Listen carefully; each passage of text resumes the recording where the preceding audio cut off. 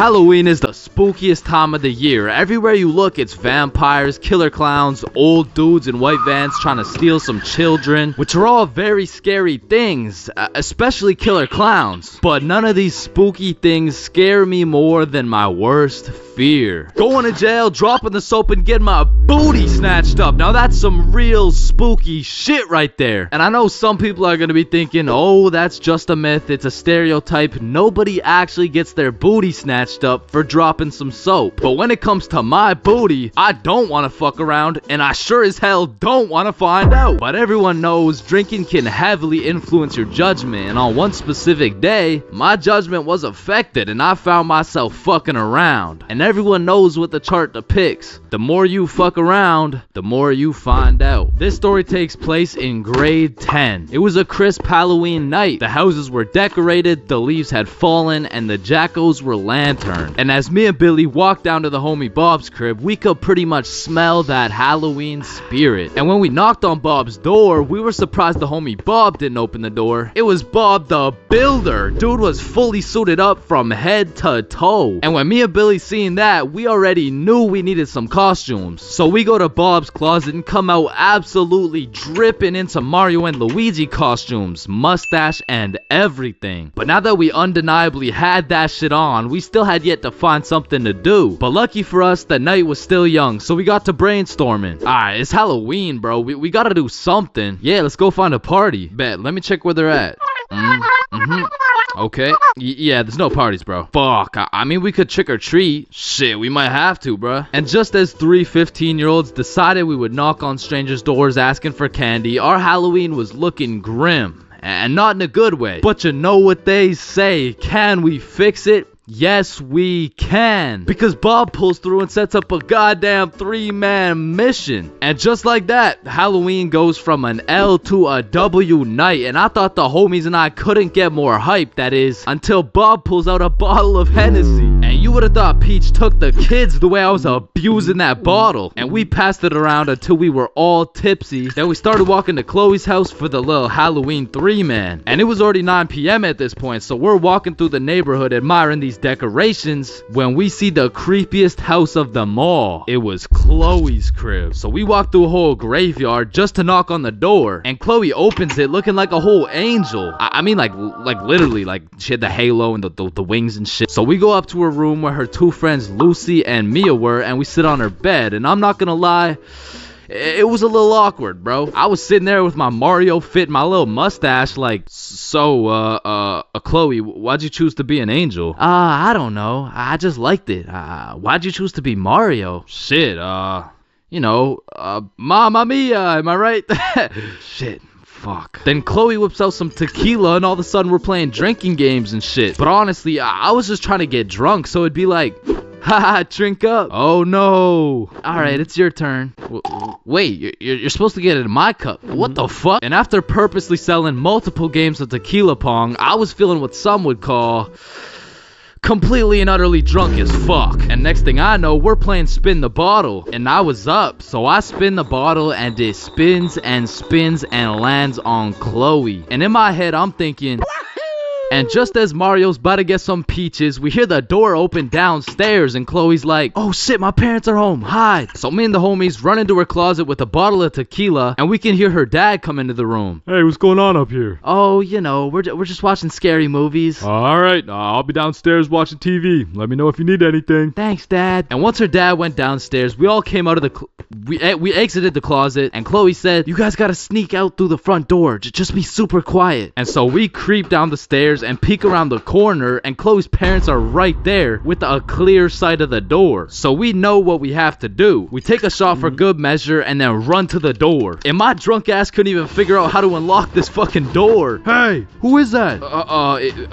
It's me, I'm Mario. Then we ran out that joint, and we didn't stop running until I got a call from one of my homies named Dave. He was like, yo, what are you doing right now? Oh, nothing really, just drunk as hell running from Chloe's angry ass dad. Yo, that's what's up. Come link me and Joe at Stickman Elementary. And we had nothing else to do, so we pull up. And it's Dave, Dave's girlfriend, Joe, and Joe's girlfriend. And they got some couples costumes going, but I couldn't help but notice Dave and Joe were shiestied up. What are you? If the Simpsons grew up in Chicago? Nah, I'm just Homer. Yeah, but I mean, Homer doesn't usually wear a fucking ski mask. Oh, yeah, no, I just wore this because we graffitied the hell out of this school.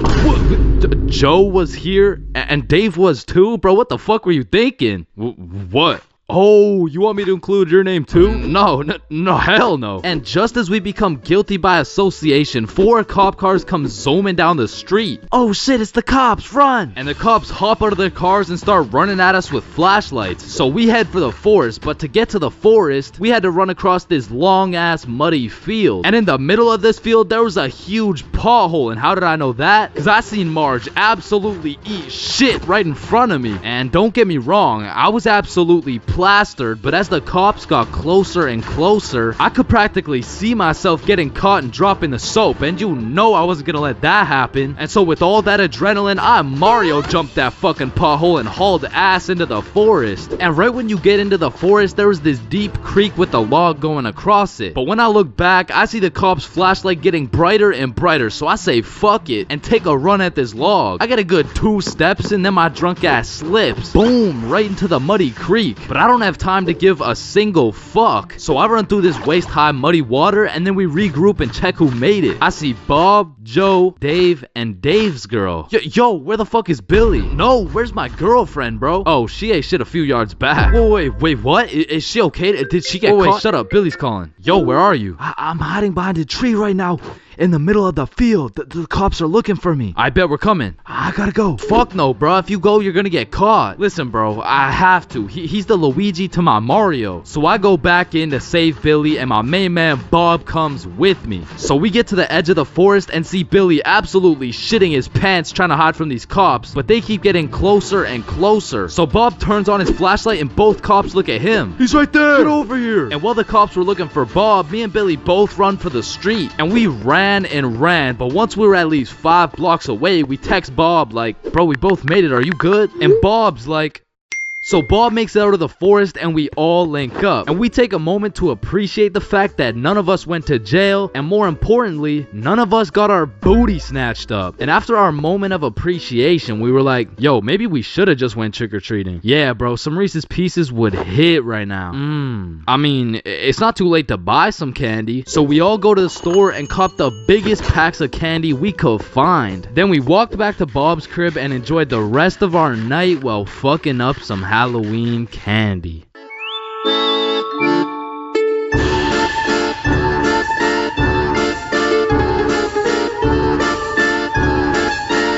For most of my life, I've known how to swim. But by that, I mean, if my life depended on it, I could swim from one place to another. I don't even know if swim is the right word. Like, if you saw me casually enjoying a little swim at the pool, you'd be like, does he need help? Like, is he drowning? I mean, like, I did take swimming lessons, but I quit at level alligator, bro. I never even made it to level 1. With that being said, this incident dates way back to when I was in grade 4. We were going on a field trip, and of course, it's to the pool. But I'm not stressing. I know I safely passed level penguin, so I should be chilling. My whole class and I walk into the entrance of the pool, but before anyone was allowed in the pool, they asked everyone if they knew how to swim. And I thought, we're in grade 4, there is no way somebody still doesn't know how to swim. And just as I presumed, nobody needed a life jacket. So me and the gang are swimming around, you know, jumping off the diving boards. Fun stuff for a grade 4 field trip. But after about an hour, my friends and I are just chilling in the deep end. And that's when I see a kid in my class named Ben on some floaty things coming in our direction. A little backstory about Ben. For as long as I can remember, this dude has been on my nuts. So when I saw this dude coming in my direction, I assumed he just wanted to say hi or something. But as he made his way towards me, I could tell he was struggling. So I swim over to help him out. Oh, hey Ben. How are you? This kid jumps off the floaty thing onto me. And this man has the meanest grip on me. Pause. Well, this shit had to be some sort of attempted murder, bro, because he had me in a chokehold and his legs were wrapped around my arms. But they did not prepare me for this shit level alligator. So instantly I start sinking, and I hit the bottom of the pool. Keep in mind, Ben is chilling on top of me with his head out of the water this whole time. So I jump off the bottom of the pool just enough to get my head out of the water for a few seconds. Ben, get off me. And when I look up, I see this dude Ben with the straightest face in the world. Like this motherfucker has no clue I'm out here fighting for my life. And he says in the most monotone voice, "I can't swim." Ah, hell nah. I'm trying to fight him off me, but keep in mind my arms are tied up. So I gather all the strength out of my skinny ass grade 4 legs, and I jump just enough to get my head out of the water again. Lifeguard, help! Oh, you guys, stop playing around in the pool. That's it. I'm fucked. I'm dead. And out of sheer anger, I decide, fuck it. If I'm dying, you're dying with me. I duck as far as I can under the water so both me and Ben can't breathe. But I'm running out of air. I start to get lightheaded. Man, that's crazy. This is really how I die, huh? And just as I had lost hope, my main man Bob comes in on some Superman shit, pulls Ben off me, and swims me over to the shallow end. I cough up some water, but eventually I catch my breath. So that's the story of how I almost died. And it's also the story of why I owe my life to Bob. Man, summer is just a beautiful season. The sun is shining, the trees are green, and you can stay out with your homies all night. And best of all, you get to sleep in till that shit gets absolutely fucked by the first day of school. And waking up to that first alarm of the school year will have you discombobulated as hell. Like, Chains, square doodle mat salami mouse. What? You heard me, square doodle mat salami mouse. Wait, huh? Really? Keytor's Claw Bosomorph.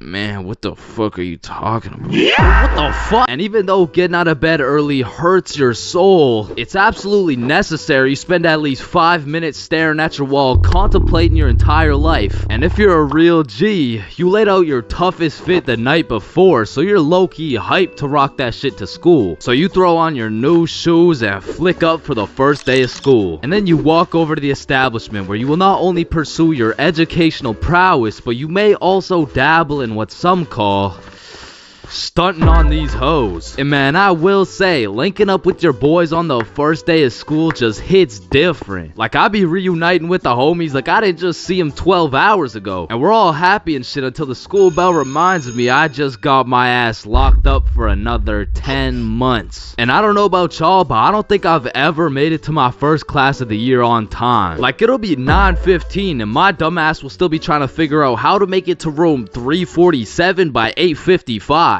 And walking into your first class of the year late has to be one of the most uncomfortable situations you can experience, bro. Because the teacher will be like, "Oh, and who are you?" "Oh, I'm Chains." "Well, Chains, why are you late?" Because the bell rang before I got here." "Alright, whatever. We waited for you before we started introductions." "Oh, no, you shouldn't have." "Well, you're welcome. We just wanted you to feel..." "No, like, you really shouldn't have. Like, I don't want to do this shit." And tell me why all these teachers have been copy-pasting the same icebreaker games since preschool. Like that one where you have to start with an adjective that starts with the same letter as your name. Like, how do you have a group of legal adults in a circle, awkward as hell, talking about, "Hi guys, I'm Super Sarah. Hey y'all. I'm Awesome Aiden, and I'm a Marvelous Marvin." Shit, if we don't stop doing these fucking icebreakers, I'm about to joyfully jump off a cliff. And after we're done grinding out icebreakers, these teachers have the audacity to show a whole 50-slide PowerPoint all about them. Like, the fuck? This class is supposed to be the study of math, not the study of your daughter's soccer games, bro. And I'm not even gonna lie, my dumb ass will be out there taking notes, wondering how this 7-year-old's goals per game ratio is gonna help me on my trigonometry test. test. Then just as soon as you survive all that bullshit, you gotta go to the next class and do that shit again. And by the time you've learned half your teacher's favorite hiking spots and relationship statuses, you're relieved to hear the lunch bell, only to find out the cafeteria is serving straight ass with a side of booty for lunch. And my standards aren't even high. Like during summer, I was on a seafood diet, as they would say. When I see food, I eat that shit. But when it comes to this cafeteria food, I could even bring myself to smell that abomination they're calling meatloaf. But even though the food was straight dookie, I won't lie, it's kinda nice being back at the lunch table freestyling with the homies. But of course, all good things must come to an end. So the bell rings and I go to depart ways with the homies. Alright, peace out, man. Yeah, see ya, bro. Oh shit, are we going the same way? Damn, yeah, I guess so. Alright, peace out for real. Yeah, see you, bro. Shit. Alright, my class is right here. Bro. Me too. Oh shit. Let's go. Alright, class. I'm gonna be taking some attendance. Correct me if I get your name wrong. Jason. Here.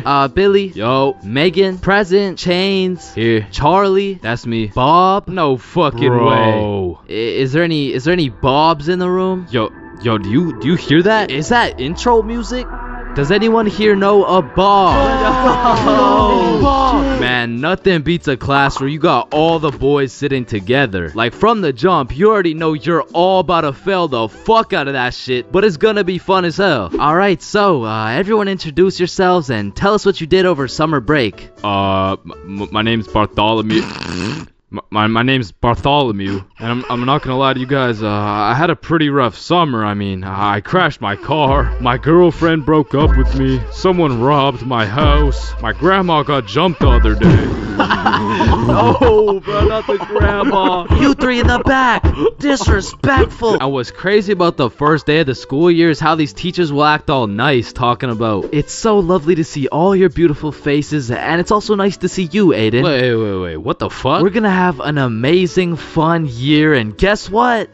There's no homework today. Knowing damn well they're about to make up for it with twice as much homework tomorrow. Like they'll for real be handing out kindergarten ass coloring sheets the first day, and then tomorrow you're getting your ass whooped by some calculus worksheets. And I didn't even talk about the motherfuckers you'll be seeing in the halls on the first day. Like I don't know what these dudes be going through in those 2 months, but motherfuckers be going from Arthur Kennedy to AK real fast, bro.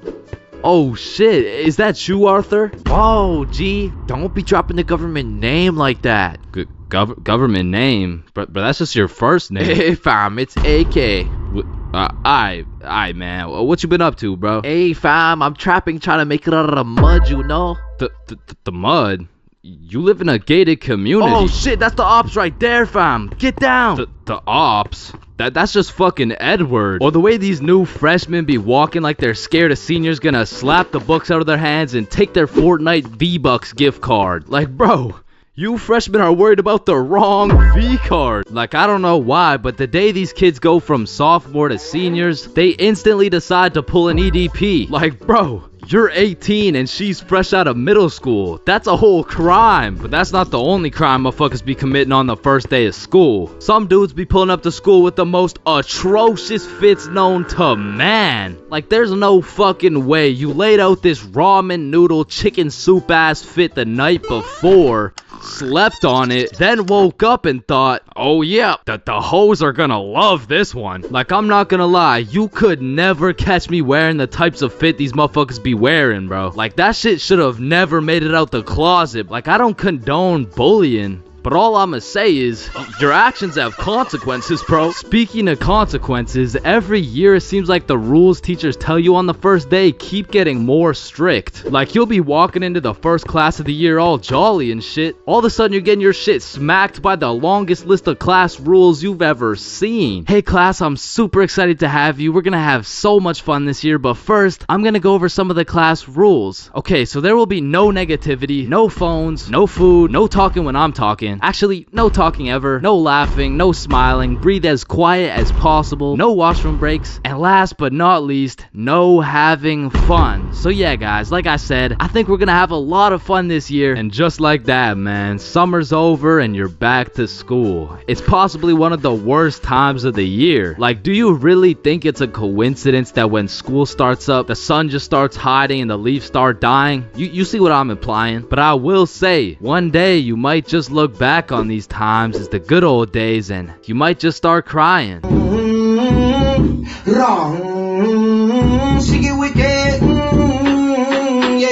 We are currently facing a life-threatening epidemic that is threatening the lives of many teens around the world. Oh, what's that? Yeah. Oh, okay. It has been brought to my attention that there's a new strain let loose that is infecting more teens than ever. The strain is propylene glycol formaldehyde. Street name, Guava Ice. So stay safe out there, and back to you, Linda. Linda? What? Oh shit! Man, way back when, somewhere in Timbuktu, a Homo sapien found a plant by the name of tobacco, and for whatever reason, somewhere in this dude's caveman brain, he decided, me. Smoke now. And that he did. And as humans slowly evolved, smoking did too. And soon motherfuckers went from looking all old and wise, smoking these big old pipes, to soon smoking cigars on some mafia boss shit, which turned into cigarettes. Now back in the day, if you were stressing, Doc would prescribe you a pack of good old cigarettes. Sore throat? Cigarettes. Oh, you got a cough? Here. Smoke a cigarette. But after a while, people's teeth started looking all British and shit, so they decided, boy, I don't think these are healthy, innit? So we decided we needed to make cigarettes better, and you know what makes everything better? The letter E. Your mail's taking too long to come in? Email. Wait, what's that? You wanna play sports, but you're ass at every single sport? Esports. Oh, you got daddy issues? E-girl. So of course, when people realize cigarettes are killing them, e-cigarettes. Man, one thing leads to another and shit. You got yourself a vaporizer Gen Y GTX box mod with 3 USB charging ports, a speaker, and a 6-inch LED touchscreen that can play Flappy Bird. Like, vaping is just getting a little too advanced, bro. Like, I remember one time I was chilling in the washroom with my homie Billy, and of course a motherfucker walks in with a vape. But this was no regular vape, no. This shit looked like a gadget straight out of fucking Star Wars. Yo, you want a hit? A hit? A hit of your iPhone? iPhone? This is that eSmoke FTX 763 3rd series, my boy. Watch this. Yo, did he just hotbox the whole bathroom in one hit? Yes the fuck I did. And this shit's 100 Nick. Holy shit, well, where did you find 100 Nick? I ended up mixing my 50 Nick guava juice with my 50 Nick blueberry ice, and it just kind of added up to 100. Bro, I don't think that's how it works. Shut up, my mom's calling me. Yo, fuck you, mom. And that was the moment I realized there really is levels to this shit. Level 1. Level 1 is the type of dude who isn't addicted, but he'll occasionally take a hit of somebody's device. But level 2, bro's borderline addicted, but he's still in the denial phase. Bro, are you addicted to vaping? Addicted? Nah, I don't even vape like that, bruh. Shit. Do 5 jumping jacks right now. Bro, what? That's easy. 1, 2, 3, 4. Oh shit. Level 3, the Fiend. This motherfucker is strapped up with some nicotine at all times, and even when he has a vape in his hand, this dude will ask for yours. And God forbid, if this Fiend loses his vape, this motherfucker will be stressing like he just lost his only child. A Fiend without a vape is the exact equivalent of one of these purple minions. Dude will be itching for that shit, and Lord knows what that man will do for a fix. Level 4, the Fiend who sells vapes. At this point, this dude's whole life revolves around vapes. In fact, I'm pretty sure they don't even breathe oxygen anymore. Like, in order to breathe, they need to inhale some chemicals that I can't even spell. Which honestly, it doesn't even say that much. Like, like I can't spell a lot of shit, but what I'm trying to say is their bodies have just fully adapted in order to consume as much nicotine as possible. They breathe that shit, they drink the vape juice, and when they're hungry, shit, they just munch on the vape itself. And the worst part is they can't even run out of vapes. Like shit, they are the plug. This motherfucker's just the CEO of getting high on his own supply. Like dude is his own #1 customer. Level 5. This motherfucker, bro. Like why do you need a LED touchscreen on your vape, bro? Like you already have a phone. Wait. Did you just order that pizza from your vape? Shit. Where'd you get this from? And don't get me started on these flavors, bro. Like, tell me why these motherfuckers can make a vape juice and call that shit early riser. And that shit literally tastes like a Wednesday at 6 a.m. Like, what the fuck type of ingredients mixed together to taste like a Wednesday at 6 a.m.? But early riser isn't even the weirdest flavor on the market. Because if you're feeling the family dinner vibes, you can get a rotisserie chicken flavor. Or if your breath is smelling nice and fresh, you could fuck that shit up quick with some garlic flavor juice. And they even got bacon. Yeah, I'm not gonna lie, that shit sounds fire as fuck. And lastly, now I don't even know if I can say this on YouTube right now, but shit, you can even get yourself some Worcestershire